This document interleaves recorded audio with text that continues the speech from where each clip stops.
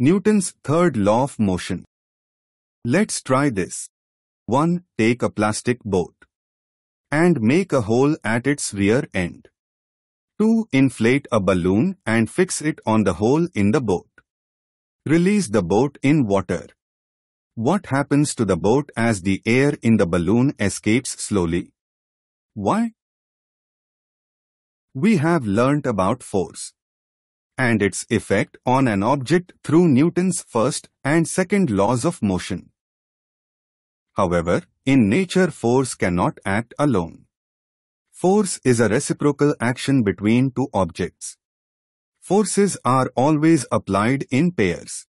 When one object applies a force on another object, the latter object also simultaneously applies a force on the former object.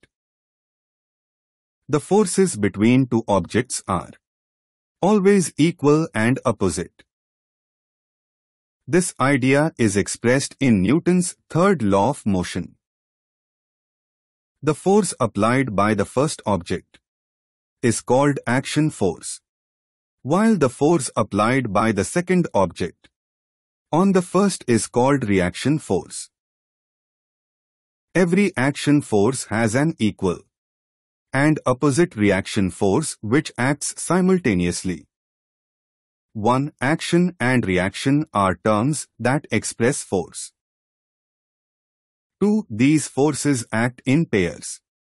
One force cannot exist by itself. 3. Action and reaction forces act simultaneously. 4. Action and reaction forces act on different objects. They do not act on the same object and hence cannot cancel each other's effect. Use your brain power.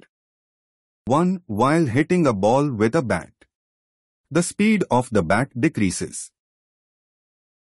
2. A gun recoils, that is, moves backwards when a bullet is fired. 3. Mechanism of firing of a rocket.